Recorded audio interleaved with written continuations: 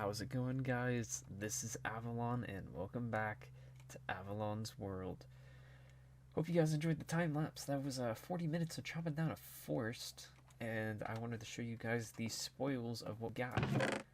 All of this jungle wood, all of this oak wood, all of these saplings, sticks, cocoa beans, etc. I didn't pick all of them up.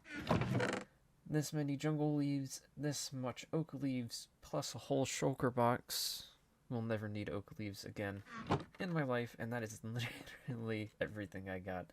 I had to empty out 4 shulker boxes plus my inventory. And I don't even know if the area we cleared out is big enough. So we're going to go take a look at it, because it should have had time to decay by now.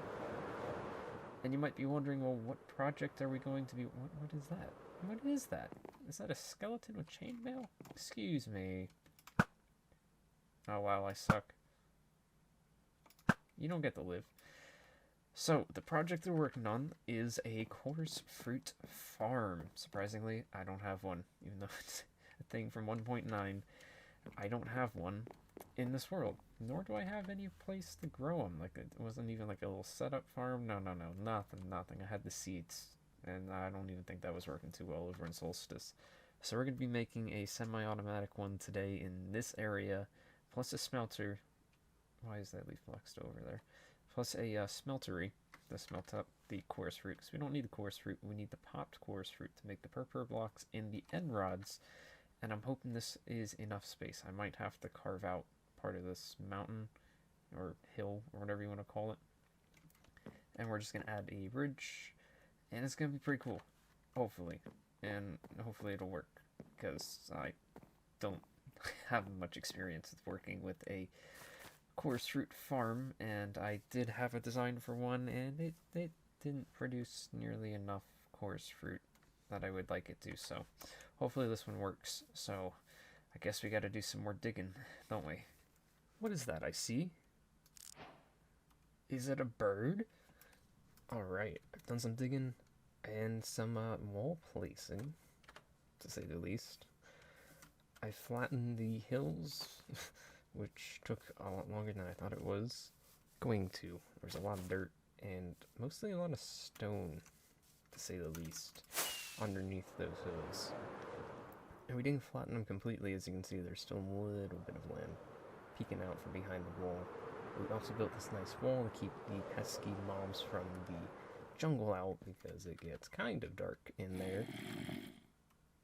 As that clearly stated, that's probably actually underneath me, because there's at least a good handful of water lakes in and around this area.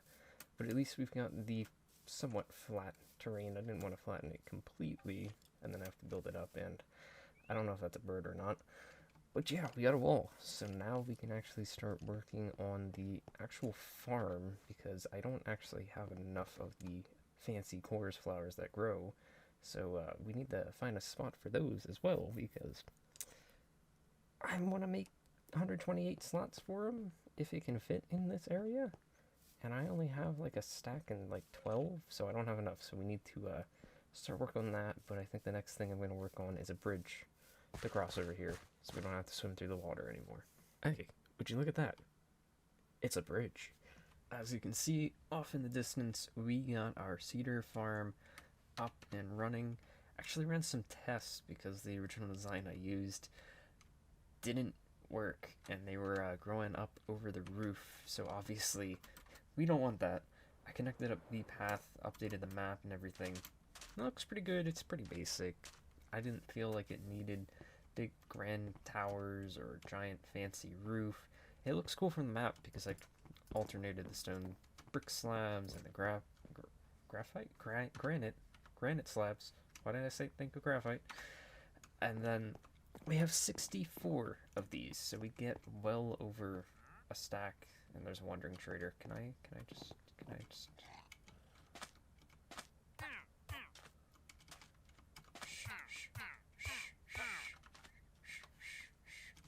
You weren't supposed to move.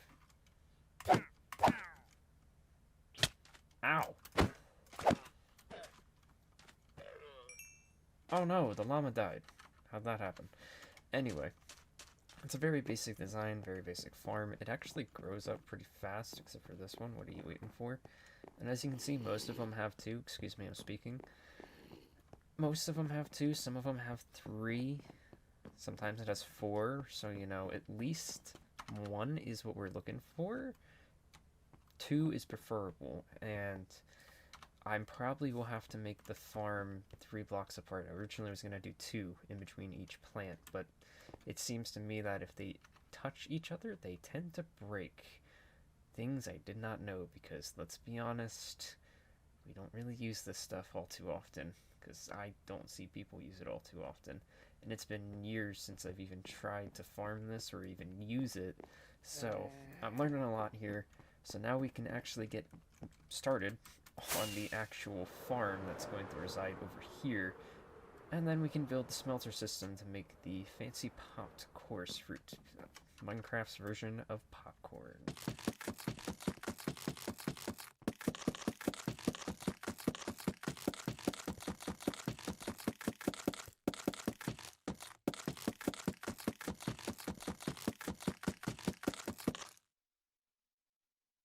So we have the basic layout and foundations of the farm. It actually could be up and running because we have the redstone in place. Ended up only going with 64 slots because, yeah, I had to place them 3 apart to get the maximum efficiency out of this farm. So, hopefully that's enough. I'm mostly making this for end rods, not really the purple blocks. But you can see back there we got some trapdoors, waterlogged trapdoors, which look really strange. Do they look that strange up close? Are they like glitching out? No, it's just a far.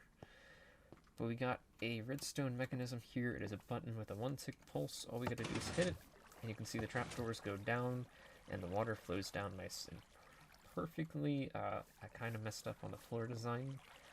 Had to like dig it down in some bits so the water would keep running, as you can see. And then it will run down in this water stream down into a furnace smelting system, because we don't need the coarse fruit. That's useless stuff. If we need that at all, we can go to the end islands. Let's be honest. We want the popcorn coarse fruit. That's what I'm going to call it. It's not popped coarse fruit. It's popcorn coarse fruit. So, now we need to hook up a smeltery system, and we kind of need to make the back of this look just a tiny bit better. We don't want to have exposed redstone there, and we kind of want to just flush it, make it nice and flush with the grass hill behind it. Alright, yeah, that definitely looks a lot better. I'll probably end up filling in the space here with bamboo, maybe, who knows? So I have the bare basics in place here. As you can tell, there's no fancy structure, and there's still stone on the ground. But as far as I know, to my current knowledge, every bit of redstone, the smeltery system, everything is in place. Actually, I lied. I don't have the collection system hooked up to the furnaces to get the items out of the furnaces. Forgot about that. Yes, I just saw this. I was like, oh yeah, that's the bubble column. That needs to, you know, kind of hook up to the bottom of the furnaces. But this will be your collection system. This is going to be a manual farm, so I don't need overflow protection, so it's just kind of going to fill up as it goes. This over here is the same system I've been using pretty much everywhere in the world for super smelters. The minecart, which I don't have, will sit here, or minecart with chests. This is the fuel delivery line, which will go straight, nope, so many different holes, which will go straight down here, down a windy staircase, which will lead us right into the smelter, which is the same one I've used for the kelp farm, the cactus farm on the old world, and I'm pretty sure I used the same exact design for my super smelter, which actually broke. I had to fix it, but I have to hook up the hoppers underneath these furnaces here, so I need to do that yet and hook up the bubble vader. But this, oh, what was that? This line here is the fuel delivery line. It will just go down there. There's literally a river right there where that sand block is. Kind of a little sketchy to put redstone, but you know, we're living on the edge.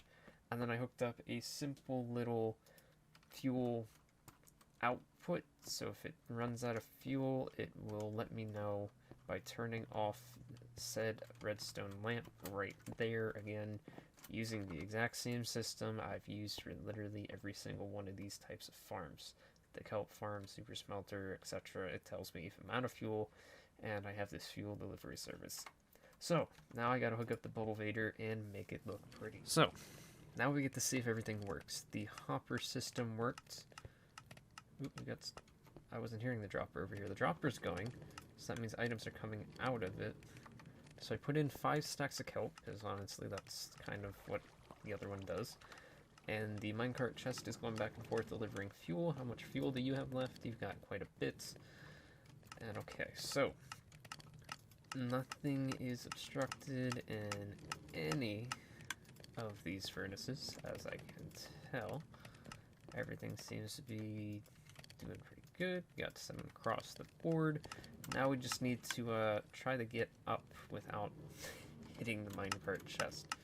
This is the next thing we gotta juggle with here. Go, go, go, go, go, go, go. Okay, got up. Alright, now we should be seeing items in this chest. Okay, we got 48 dried kelp so far. They are kind of launching up. I have to put a walk on top. So, oops, sorry, didn't mean to do that. Because they are getting caught up there, but it's kind of funny just to see them getting launched up in the air. But they will get caught on that. So I'm going to wait to see if these smelt up and wait to see if this thing is actually fully working. As you can see, the coarse flowers have grown up to be the coarse plant? The coarse trees? Is that what they're called? Honestly, I don't know. But we also have the structure around the storage room and the fuel line in place. You can kind of see there that there's some interesting colors. This base has kind of been a test of my building skills in a way. Kind of to throw me outside of my natural building style and building blocks specifically, because I've never really used granite, as you can see behind me. And I wanted to kind of throw that with this building as well. As you can see, granite roof to tie in the granite to the rest of the build. But when we come inside, we got a bright pink floor with the really cool pink terracotta, which I'm not quite sure if I've ever used before. And I think it looks pretty cool. Is it the greatest thing in the world? No, that's like that, and you can tell like some of the things just don't line up, because it is really hard to place them. I feel like that I'm dreadfully confused as to why this has 1 pixel and over here it has 2. I couldn't tell you. But this is essentially the finished product in here. I may add a second story at some point, because I mean, look at the amount of space we got up there. Just to kind of like say this is some wizard or wise person that lives in the village. They have the big fancy one, or it's a adventurer that got to the end and whatever. I'll come up with something, but for the time being, this is what we got. There was a problem with the water chute. I never had the problem before. It got caught under the half slab. When they changed the things with water, I stopped putting ice underneath everything, because the items would just have enough momentum across the water. And now apparently that's not a thing, so I have to check my other water chutes. What next order of business is to make this area look a little bit nicer. Because, yeah, we see a lot of stone still. Okay, I think I can say that this coarse fruit popcorn teleporting fruit thing is done. Definitely looks interesting, and it definitely is something that I don't see all too often, if I'm being completely honest. I was half tempted to throw some of the coarse trees in and around the area, but I felt like it was too much purple. I wonder why. So I just connected up some paths here, added one to the button, which I should probably put a sign there, and then added a path over to...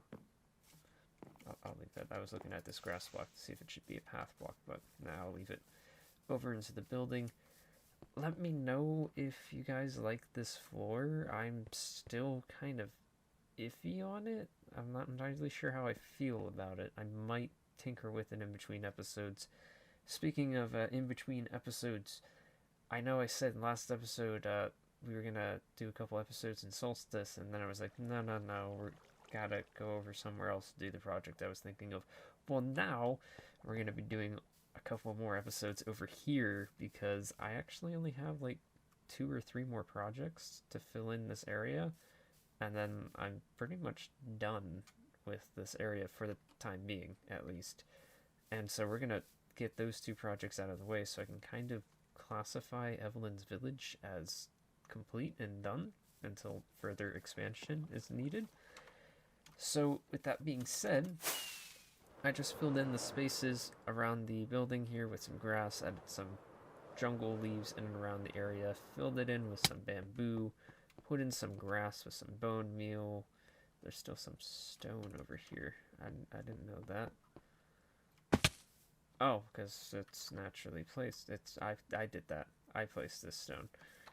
I don't even know if I showed this off, but it's kind of helping to hold up some of the logs in the walls, and I think I have a little bit over on that far end, but overall I like how this project turned out. We did a lot today, so if you could leave a like, it would be greatly appreciated. I mean, we built the entire coarse fruit cedar farm over there, and then we built an entire coarse fruit farm over here, and a smeltery system for it and everything. So I mean, we've been a busy one today. So I'll leave you guys on a bit of a cliffhanger because I'm curious to see how this farm produces and how much it can yield in one single harvest. I'm not going to show you guys that right now. I mean, it is ready to harvest, but you'll have to wait till the start of the next episode if you're curious as to whether this farm is actually going to produce the amount of coarse fruit that we want. Anyways, guys, I will catch you guys in the next one. Farewell.